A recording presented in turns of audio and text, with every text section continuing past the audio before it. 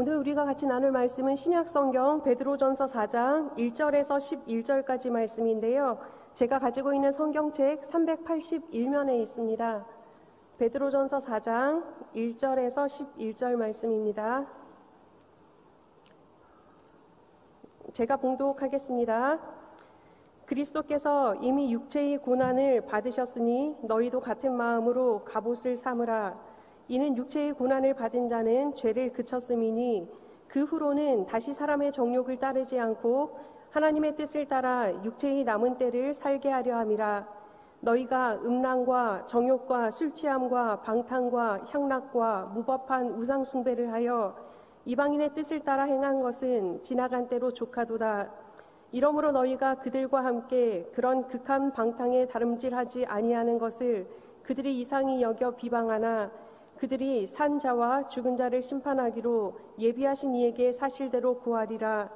이를 위하여 죽은 자들에게도 복음이 전파되었으니 이는 육체로는 사람으로 심판을 받으나 영으로는 하나님을 따라 살게 하려 함이라. 만물의 마지막이 가까워 왔으니 그러므로 너희는 정신을 차리고 근신하여 기도하라. 무엇보다도 뜨겁게 서로 사랑할지니 사랑은 허다한 죄를 덮느니라. 서로 대접하기를 원망 없이 하고 각각 은사를 받은 대로 하나님의 여러 가지 은혜를 맡은 선한 청지기 같이 서로 봉사하라. 만일 누가 말하려면 하나님의 말씀을 하는 것 같이 하고 누가 봉사하려면 하나님이 공급하시는 힘으로 하는 것 같이 하라. 이는 범사에 예수 그리스도로 말미암아 하나님이 영광을 받으시게 하려 함이니 그에게 영광과 권능이 세세에 무궁하도록 있느니라. 아멘. 우리 그 앉은 자리에서 또 계신 자리에서 우리 옆 사람하고 인사하겠습니다. 사랑합니다. 예. 예. 폭염 속에서도 다들 강건하시죠? 날씨가 너무 덥죠? 예. 저도 요즘에 상담이 조금 많아서 상담실에서 이제 내담자들이 저희는 또 되게 자가 발전기잖아요. 4층까지 걸어 올라오셔야 되니까 너무 힘들어 하시는 거예요. 그래서 게다가 옥상 바로 밑에 있다 보니까 에어컨을 엄청 틀어도 사실 안 시원해요. 근데 사실 저는 목이 조금 약한 편이라 에어컨을 계속 틀어놓으니까 목소리가 살짝 같지만 그래도 저는 아름다우니까 괜찮게 들으시길 바랍니다. 오늘 말씀 이제 다 잘 아시는 말씀이잖아요. 약간의 말씀 자체가 좀 결연한 느낌 되게 많죠. 뭔가 마지막 때가 왔다. 우리가 이렇게 살아야 된다라는 이야기인데요. 베드로전서는 아시는 것처럼 이제 소아시아 흩어진 성도들에게 이제 쓴 편지라고 생각하시면 됩니다. 왜 흩어졌느냐? 로마의 이제 신앙의 박해 때문에 이리저리 피해 있는 성도들에게 믿음을 잃지 말고 힘을 가지고 다시금 하나님을 바라보고 살자라는 권고하는 편지이기도 하다라고 생각을 하시고 있으시면 될 것 같은데요. 오늘 본문은 이제 두 가지로 나누어서 살펴볼 수 있습니다. 첫 번째는 어떤 부분이냐면 하나님을 믿은 이후의 삶이 어떠한가에 대한 부분인 거고요. 두 번째는 그러면 하나님을 믿는 우리는 어떻게 살아야 되는가에 대한 부분입니다. 이 말씀을 가지고 요즘 우리가 질문을 참 많이 하잖아요. 이런 세상 속에서 우리는 어떻게 살아가야 됩니까? 라고 질문을 많이 하시는데 그런 우리에게 지금 우리는 무엇을 해야 되는가 말씀을 한번 나눠보고자 합니다. 오늘 본문은 딱 시작하자마자 어떤 말씀이 딱 보이세요? 4장 1절에 보면 그리스도께서 선포를 하고 계시죠. 어떤 선포를 하고 계시느냐? 이미 육체의 고난을 받으셨다라고 하는 거예요. 되게 놀라운 선포인 거예요. 그리스도께서 육체의 고난을 받으실 것이다가 아니라 소아시아 이제 성도들에게 이미 육체의 고난을 받으셨다라고 선포한 거예요. 더 이상 너희들은 그렇게 살 필요가 없다. 구원받은 자이다라고 선포를 하면서 시작을 하거든요. 그러면서 우리에게 필요한 것이 무엇이냐? 그 뒤에 말씀하고 있는데요. 너희도 마음으로 갑옷을 삼으라라고 이야기를 하고 있습니다. 마음으로 갑옷을 삼는다 되게 생소한 말이긴 하죠. 갑옷이 다들 뭔지는 알고 계시잖아요. 전쟁터에 나갈 때 군사들이 자기 몸을 보호하기 위해서 입는 철 같은 이제 옷이 갑옷인데요. 무엇으로 그 갑옷을 삼으라라고 얘기했냐면 마음으로 갑옷을 삼으라. 그런데 어떤 마음이냐? 바로 그리스도와 같은 마음으로 갑옷을 삼으라라고 이야기를 하는 거예요. 이 말은요, 정말 중요한 말인데, 너희들이 이미 예수님 때문에 구원을 받지 않았느냐? 너희들이 그곳에서 살아갈 때 정말 중요한 것은 너희가 구원받았음을 인지하고 너희를 구원해 주신 그 예수님의 사랑을 마음에 품고 너희를 보호하면서 신앙에서 흔들리지 말고 살아라라고 얘기를 하는 거예요. 자, 그러면 우리가 여기서 생각해 볼 것은 예수님의 마음이 어떠한가에 대한 부분인 거예요. 예수님의 마음은 어떤 마음인가? 그것은 예수님의 시선이 어디를 향했는가 살펴보면 가장 잘 알 수 있는데요. 복음서를 보면 너무 따뜻한 말씀 참 많잖아요. 항상 이제 제가 설교 때마다 종종 이야기를 하지만 예수님의 시선은 높은 사람, 있는 사람, 가진 사람에게 향하지 않았잖아요. 아픈 사람, 연약한 사람, 그리고 뭐 병든 사람, 혹은 사회에서 고립된 사람들한테 향했죠. 그런데 그런 사람들도 예수님을 기꺼이 받아들이기도 했지만 나중에는 예수님을 배척하기도 했잖아요. 그런 따뜻한 시선임에도 불구하고 배척하는 사람들을 향해서도 예수님은 노하지 않으셨거든요. 받아주신 그 마음을 품으라라고 얘기를 하는 거고요. 또 어떤 마음이냐? 예수님께서 그 복음서에서 보면 화를 내신 적이 있으세요. 기억나시는지 모르겠지만 성전에 예배드리러 갔는데 성전에서 재물 파는 사람들을 보고 그 재물을 다 뒤집어 엎으셨잖아요. 그리고 이곳을 도둑의 소굴로 만들지 마라 분노하셨거든요. 그런 예수님의 마음, 예수님이 단지 분노하신 것은 하나님의 성전이 더럽혀져서 분노하셨던 것일까? 그것이 첫 번째 이유이긴 합니다. 그런데 두 번째 이유는 무엇이었냐면 똥인지 된장인지 구분하지 못하는 그들의 모습에 대한 안타까움으로 인한 분노였던 거죠. 하나님의 성전에 장사하는 곳이 아니라 하나님의 성전은 너희들이 와서 예배를 드리고 하나님을 높이고 하나님을 만나는 장소인데 그것을 알지 못하고 그것을 준비하기 위한 무엇을 팔고 사고 하는 행위를 하는 그들에 대한 안타까움이었죠. 또 예수님의 또 다른 시각이 또 하나 있었잖아요. 위선하는 자들, 바리새인들이요. 그들한테 뭐라고 표현하셨냐면 회칠한 무덤 같은 자들이다 라고 표현을 하셨단 말이에요. 그들한테는 왜 이렇게 냉랭하게 대하셨을까? 그런데 사실 예수님은 바리새인들한테도 냉랭하게 대한 것은 아니었어요. 예수님이 그들에게 말씀을 가르치시고 올바른 것이 무엇인지 변론을 하신 이유는 한 가지셨던 거죠. 너희들의 마음속에 하나님의 사랑이 들어가야 된다라는 거예요. 예수님의 시선이 닿은 곳, 연약하고 약하고 병들고 소외받은 사람뿐만 아니라 질책을 받았던 바리새인, 사두개인뿐만 아니라 그리고 혼났던 그런 이제 장사하는 사람들뿐만 아니라 이 모든 사람에 대한 예수님의 시선이 그렇게 닿았던 이유는 딱 한 가지였습니다. 바로 사랑이었던 거죠. 예수님의 이 사랑은 우리가 흔히 말하는 이런 감정적인 사랑은 아니었던 거죠. 이 땅에 오신 이유가 하나님께서 창조하신 이 사람들을 구원하기 위함이다라는 것을 알고 계셨기 때문에 의지적으로 하신 사랑, 그 사랑의 마음을 우리가 품어서 우리 자신을 보호하라라고 오늘 말씀은 이야기하고 있는 거예요. 그리고 또 한 가지 뭐라고 얘기를 하냐면 나그네에게 쓴 편지이거든요. 1장에 보면 나그네 된 너희들에게 편지를 쓴다고 나와 있는데 나그네라는 단어를 들으면 가슴이 되게 먹먹하잖아요. 내 고향도 없이 정처 없이 떠도는 것 같은 그런 느낌이요. 그러다 보니까 사람들은 자꾸 고민이 된 거예요. 내가 다른 사람들은 모두 다 이해하고 따라가는데 저는 아닙니다. 저는 신앙을 가졌습니다.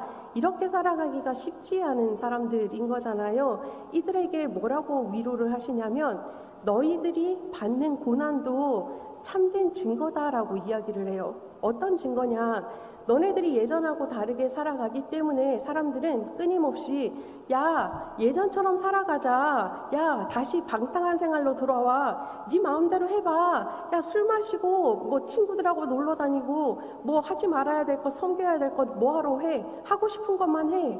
이렇게 자꾸 유혹하는 사람들한테 아니야, 나는 예수님의 말씀을 따라서 살아갈 거야 라고 이야기를 하다 보니 당연히 고난이 따라오는 것이다. 너희들이 고난을 받는다라는 것 자체는 참된 그리스도인이 되었다라는 증거다라고 이야기를 하는 거예요. 그러면서 거기에 위안이 무엇이냐면 그 고난의 결과는 무엇이냐? 죄가 끊어지는 것이다라고 이야기를 하고 있어요. 그리고 나서 또 한 가지 더 말씀을 하시는 거예요. 놀라운 복에 대해서 이야기를 하고 계시는데 4장 2절에 나와 있거든요. 너희들이 이렇게 고난을 받은 것, 그리고 내 이름으로 내 마음으로 갑옷을 삼고 살아가면 어떤 결과가 나타나느냐? 바로 너희의 평생을 하나님의 뜻에 따라서 살아갈 수 있게 된다라고 이야기를 하는 거예요. 놀라운 축복이죠, 그죠? 제가 최근에 아주 놀라운 책을 한 권 만났었거든요. 저번 주일에 이제 어떤 목사님께서 한 책을 권해주셨어요. 책 제목이 부서진 사람이라는 책이었거든요. 그날 주문을 하고 화요일날 이제 퇴근을 하면서 배송을 받았어요. 화요일날 이제 집에 가서 저녁을 먹고 책을 잡았거든요. 책을 잡았는데 책이 안 떨어지는 거예요. 화요일날 받았으니까 수요일날은 예배 드려야 되고 또 저는 상담이 2건이나 있고 그래서 사실 빨리 자야 되거든요. 잠을 안 자면 상담하다가도 자꾸 졸려서 그래서 11시 돼서 자야지 그러고 책을 놨는데 잠이 안 오는 거예요. 다시 또 잡았어요.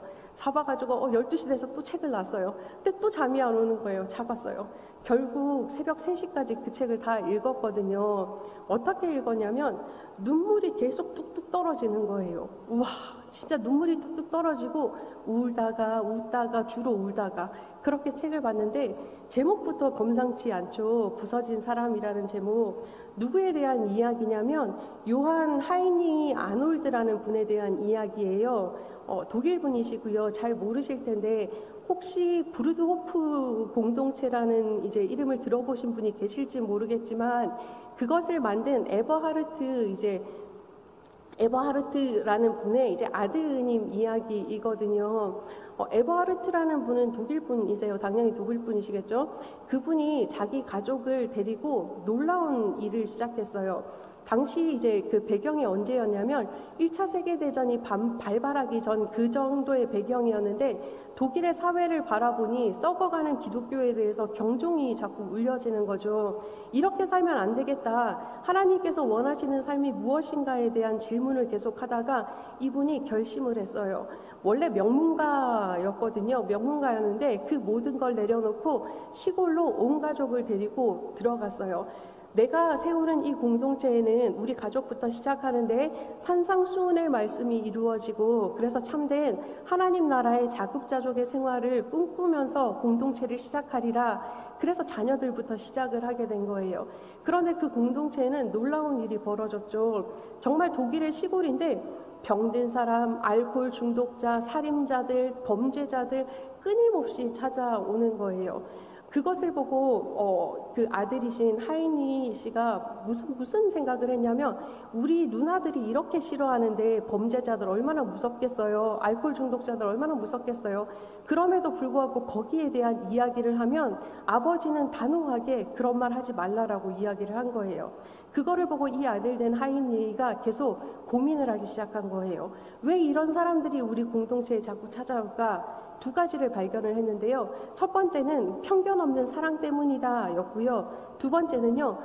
하나님과 예수님과 너무 밀접하게 붙어있는 아버지의 권위로부터 나왔다라는 것을 알게 된 거예요. 그것을 깨닫고 이 아들이 12살 때 아버지한테 물어봤어요. 아버지가 그렇게 믿고 따르는 예수님이요. 어떻게 하면 만날 수 있어요? 이 12살짜리 하인이가 아버지께 물었더니 아버지가 대답했어요. 예수님을 찾으라. 찾으면 만나. 이 아들이 그때부터 계속 기도를 한 거예요. 기도하고 예수님 보여주세요. 저도 저희 아빠처럼 만나고 싶어요. 그런데요. 그 12살 되던 그 아이가 12살 되던 그 해에 놀라운 경험을 하는 거예요. 살아계신 하나님을 만나게 된 거예요. 신비스러운 체험을 하고 하나님이 비록 12살이지만 자기를 부르신 그 소명을 깨닫게 됐어요. 하나님을 만나고 나니 하나님께서 나에게 원하시는 건 이 공동체의 삶이 성경에서 어긋나지 않게 하나님의 참된 사랑과 그 편견 없는 사랑으로 이루어지는 공동체를 이끌어가는 게 하나님의 뜻이겠구나라고 생각하고 헌신하기 시작했어요. 아버지가 나이가 들고 이제 아프시기 시작하면서 어떤 일이 벌어졌냐면 사위가 있었어요. 누나의 이제 남편이죠. 사위라는 분이 잠시 공동체를 맡았는데요. 난리가 났었어요. 그리고 아버지가 돌아가셨거든요.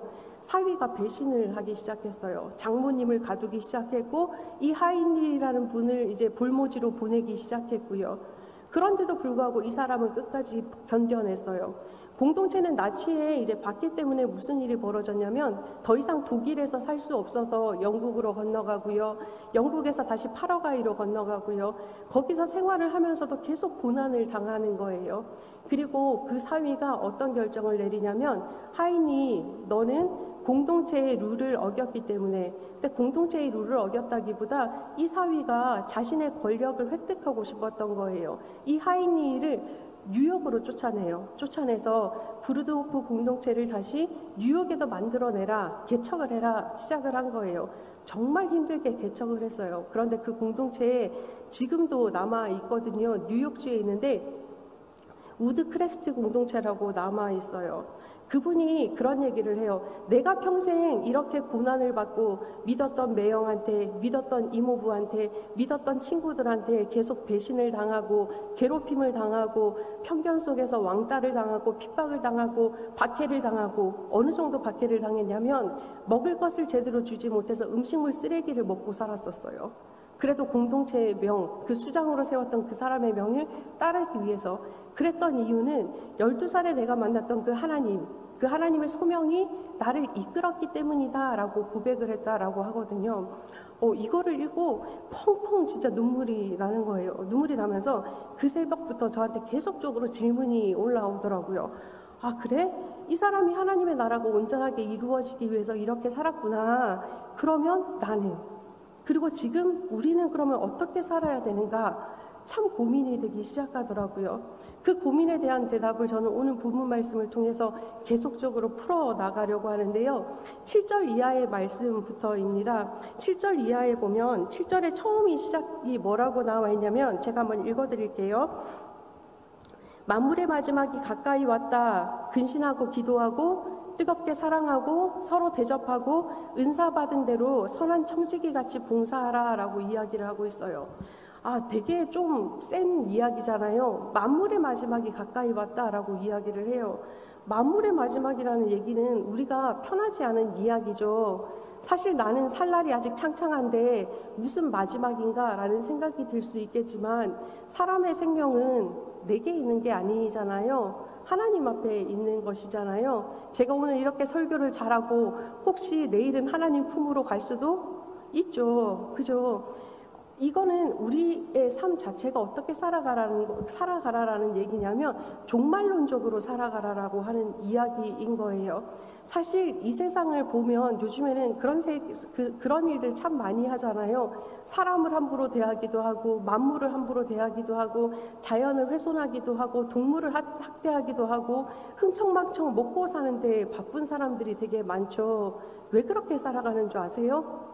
나한테 남아있는 시간이 엄청나게 많다라고 생각하기 때문이에요. 그런데 만약에 가정을 해보세요. 우리가 오늘 예배를 드리고 나서 오늘 자정이 되면 하나님 앞으로 돌아가겠습니다 라고 했을 때 그렇게 살아갈 수 있을까요? 아무도 그렇게 살아갈 수 없을 거예요. 제가 예전에 중고등부랑 청년부 사역을 할 때 어떤 이제 수련회 때 행사를 했었냐면 아이들한테 수련의 마지막 밤에 항상 했던 의식들이 있었어요. 얘들아, 너희들이 너희 스스로한테 그리고 네가 꼭 필요한 사람한테 유언장을 써라. 그럼 애들이 유언장을 써요. 근데 처음에 막 장난스럽게 써요, 애들이. 그리고 저녁에 다 꺼놓고 관 비슷한 이제 네모 괴짝 하나 준비해놓고 아이들한테 읽으라고 그래요. 다들. 그런데 그리고 관에 집어넣고 문 닫아주거든요. 거기서 한 2, 3분만 있다가 이제 아이 꺼내주는데 그럴 때마다 100에 90 이상은 아이들이 울어요. 제가 약간 처음에 사역했을 때는 겁이 나서 애들이 우나 보다 내가 죄책감이 되게 많이 올라왔거든요. 그래서 애들한테 물어봤어요. 얘들아 왜 울어? 왜 울어? 그랬더니 아이들이 전도사님, 제가 관 속에 들어가 보니까 열심히 살아야 되겠다라는 생각이 들었어요. 제가 그냥 너무 하루하루를 헛되게 살았다라고 생각이 들었어요. 이야기를 하더라고요. 그 중고등부 친구들조차도 죽음 앞에서는 겸허해지는 것이죠. 우리 역시 어떻게 살아야 되느냐? 만물이 가까이 왔다. 내게 남아있는 것은 무엇이냐? 하루하루를 살아갈 때 마지막인 것처럼, 하나님 앞에 나는 곧 갈 것처럼 최선을 다해서 살아가라. 그게 우리가 지금 우리에게 필요한 태도가 아닌가 생각이 됩니다. 또 무엇을 해야 되느냐? 또 한 가지는 또 이야기하고 있는 것이 근신하고 기도하라라고 이야기를 해요. 그런데 놀라운 단어가 있어요. 그 근신하고 기도하라, 그 앞에 뭐가 써 있냐면 정신을 차리고 근신하고 기도하라라고 얘기를 해요. 우리가 삶을 살아가잖아요. 눈을 뜨고 살아가고 있어요. 그죠? 눈 감고 계신 분이 혹시 뭐 예배 드릴 수는 없는 부분이니까, 그죠? 눈을 뜨고 살아가고 있지만 영혼이 가출한 채로 살아가지 말라라고 얘기를 하는 거예요. 정신을 똑바로 차리라라고 얘기를 하는 거예요. 옳고 그름이 무엇인지 하나님의 말씀에 따라서 분별하고 하나님의 법도에 따라서 생각을 하고 그렇게 행동을 하라라고 얘기를 하는 거예요. 그런데 그렇게 우리가 살아갈 수 없기 때문에 우리가 무엇을 해야 되느냐? 나 스스로를 조심하면서 기도를 하라라고 얘기를 하는 거예요. 쉼없이 기도를 해야지 우리들의 정신이 가출하지 않고 내 생각과 내 마음과 내 뜻이 하나님께로 모아질 수 있다라고 이야기를 하는 거예요. 어떻게 살아야 되죠? 지금 세상에서 나는 무엇을 해야 되죠? 묻고 있는 지금 우리에게 하나님께서 하시는 말씀 바로 이건 거예요. 네 뜻대로 너의 욕구대로 마음껏 하도록 살지 않기 위해서는 정신을 차리고 오늘 하루가 마지막인 것처럼 근신하고 기도하라 라고 말씀하고 있다라는 것이죠. 또 한 가지는 무엇이냐? 뜨겁게 사랑하라 라고 이야기를 했어요. 뜨겁게 사랑하는 거, 사실 저는 사랑한다는 말 되게 많이 하잖아요. 그죠? 뭐 예배 때마다 올라와서 사랑한다 그러잖아요. 어떤 분들은 목사님은 진짜 사랑하나? 내가 누군지 아나? 뭐 이런 생각 하실 수도 있어요. 그죠? 제가 가끔 이제 한동안 이제 교육부 할 때 나우공동체 친구들 제가 사랑합니다 합시다. 그러면 애들이 나중에 설교 끝나고 와서 그래요. 목사님 내 이름 알아요? 제가 이름 외우거든요. 그럴까봐. 애들이 네 이름 다 알지? 너 누구누구잖아. 그러니까 학교는 내가 비록 못 외우지만 그럼 애들이 이러고 간단 말이에요. 그런 사랑 얘기하는 거 아니거든요. 의지적인 사랑인 거예요. 예수님께서 보여주셨던 그 의지적인 사랑 말이지요. 사실 나를 사랑하는 사람을 사랑하는 거 좋잖아요. 그죠? 뭐 저도 그렇거든요. 막 나를 환대해주고 사랑해주는 곳에 가면 자연스럽게 사랑이 막 샘솟아나요. 그런데 제가 항상 상담할 때도 말씀을 이제 드리는 것 중에 하나인데, 세상의 3분의 1은 나를 무조건 사랑할 거거든요. 3분의 1은 무조건 나를 싫어할 거예요. 3분의 1은 나를 사랑했다가 싫어할 거거든요. 그러면 세상의 3분의 1, 나를 무조건 좋아해주는 그 사람들 외의 사람들은 어떻게 해야 되느냐? 근데 그 사람들도 사랑하라라고 이야기를 하는 거예요. 의지적인 사랑인 거죠. 쉽지 않은 부분인 거거든요. 그런데 이 의지적인 사랑이 놀라운 이유는 딱 한 가지인 거예요. 우리가 하나님 나라를 살아갈 수 있게 해주는 거예요. 설명을 드리자면 그래요. 우리가 어떤 사람이 불편하고 어떤 사람이 싫을 때가 있죠. 뭐 저도 그렇거든요. 미울 때도 있고요. 당연한 거예요. 우리가 감정을 가지고 있는 사람이라서 뜨겁게 사랑하라라는 것이 감정을 배반하는 부분이기도 한데 왜 내가 저 사람을 불편해하고 저 사람을 미워할까? 가만히 생각해 보면 나한테 있는 어떤 부분이 자꾸 부딪히기 때문에 싫어해요.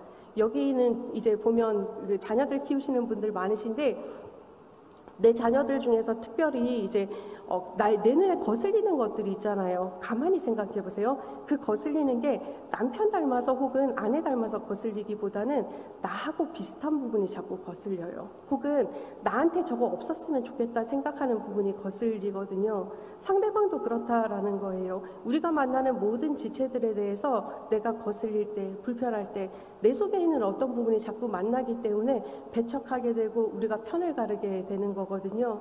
그런데 그렇지 않고 뜨겁게 사랑하기 위해서 우리가 해야 될 것이 있는 거예요. 인식을 해야 돼요. 어떤 인식을 해야 되느냐? 첫 번째, 하나님이 나를 지극히도 사랑하셨어요. 그죠? 내가 뭐 잘나서 이뻐서 말 잘해서 뭐 목사라서 이런 게 아니라 그냥 박미라로서 사랑하신 거예요. 제가 세상에 응애하고 태어나서 야, 네가 응애하고 태어났구나. 아무것도 안 해도 그냥 사랑한다라고 말씀하시거든요. 그런데 우리는 종종 그 사랑받은 자가 나만이라고 생각하는 경우가 있어요. 내 상대방도 하나님의 놀라운 창조물이다라는 것을 인식해야 되는 거예요. 그러고 나면 내가 조금 다른 사람에 대해서 편견을 가지고 편을 가르기보다는 그럴 수 있지가 되는 거예요.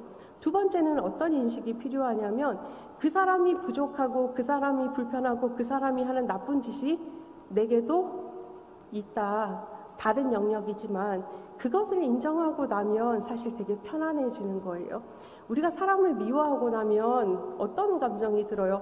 미워! 그리고 나면 그날 정말 다리 뻗고 잘 수도 있나요? 맞은 놈은 다리 뻗고 자도 때린 놈은 다리 뻗고 못 자는 것처럼 감정적으로 맞은 놈은 다리 뻗고 잘지라도 감정적으로 때린 놈은 다리 뻗고 자지 못하는 게 사람의 심리이거든요. 미워하게 되면 내 마음도 편하지 않은 거예요. 그리고 그 사람이 있나 없나부터 찾게 해야 되잖아요. 피해 다니게 되고요. 그러면 내 마음은 어떻게 되겠어요? 지옥이 되는 거죠. 그런데 그 사람 역시 하나님의 창조물이구나. 아, 나 역시 부족한 것이 있구나라는 것을 인정하고 그 사람이 나하고 다른 부분, 아, 그래, 다르구나. 그래서 나한테 불편하구나. 내가 그래서 좀 이런 감정이 올라오는구나. 인지하게 되면 어떻게 되냐면 내 마음이 평안해지는 거예요. 미워하지 않게 되고요.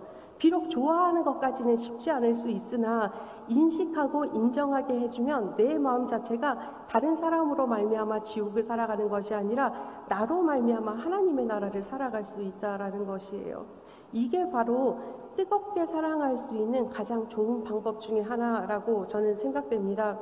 이 세상을 살아갈 때 우리가 어떻게 살아가야 됩니까? 그리스도인으로서 나는 어떻게 살아가야 됩니까? 바로 이건 거예요.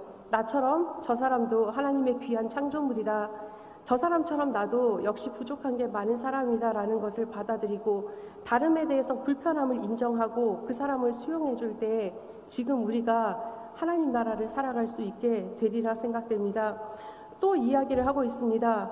서로 대접하기를 원망 없이 하라라고 이야기를 하고 있어요. 본문에서는 뭐라고 이야기를 하냐면 우리가 나그네다라는 것을 기억하라라고 얘기를 해요. 그런데 이 말씀 어디서부터 들었는지 혹시 기억나세요?